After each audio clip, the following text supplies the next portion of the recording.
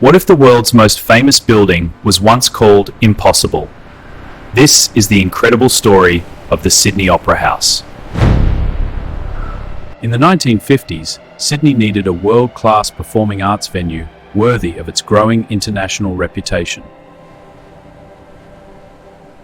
Bennelong Point was chosen for its stunning harbour location, despite being occupied by an aging tram depot.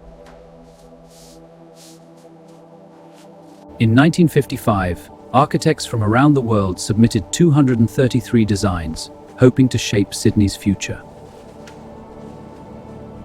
Danish architect Jørn Utzon's bold shell-shaped design stunned the judges and redefined modern architecture.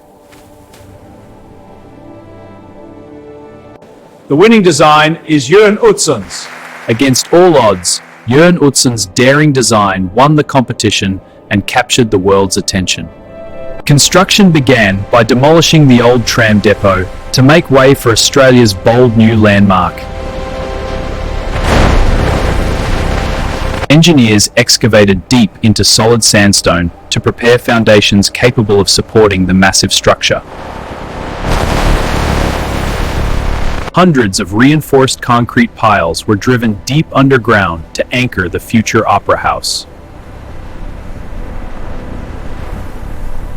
With the foundations complete, workers built the enormous concrete podium that would support the iconic roof. The foundations were finished, but no one knew how to build the extraordinary shell-shaped roof. The curve is elegant, but the stresses are off. We need to rethink this entire section. For years, engineers tested countless ideas, but every solution proved too difficult, expensive, or unsafe. Then came the breakthrough. Every shell would be cut from one giant sphere, simplifying construction dramatically. Reusable molds allowed thousands of precision concrete sections to be manufactured faster and more accurately. With the engineering solved, construction crews finally prepared to assemble the Opera House's famous shells. Steady on the lift, guided in position.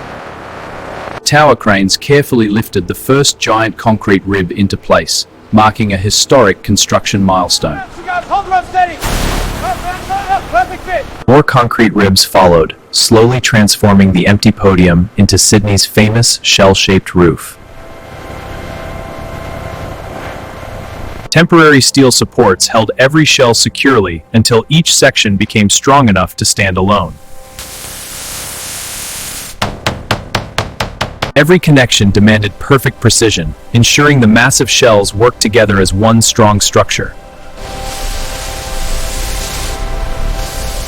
As the shells rose above the harbour, Sydney watched an impossible vision become an unforgettable reality. With the shells complete, workers began covering the roof with over 1 million ceramic tiles. Every tile was positioned with incredible precision to create the Opera House's timeless appearance. Giant glass walls transformed the shells into bright performance spaces overlooking Sydney Harbour.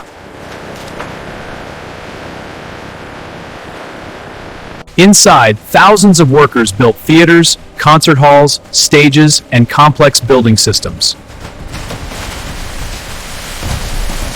Engineers fine-tuned the acoustics to deliver exceptional sound for every performance inside the Opera House.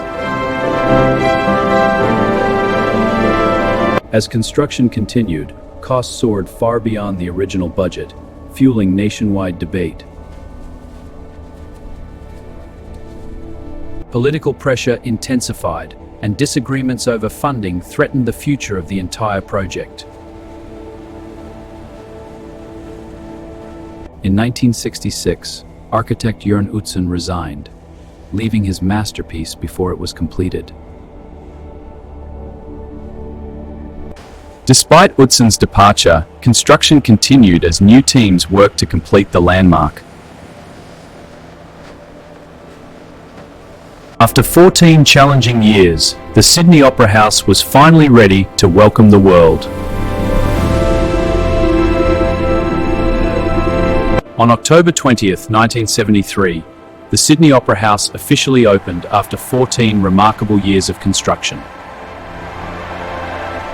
The opening became a national celebration, marking a new chapter in Australia's architectural history.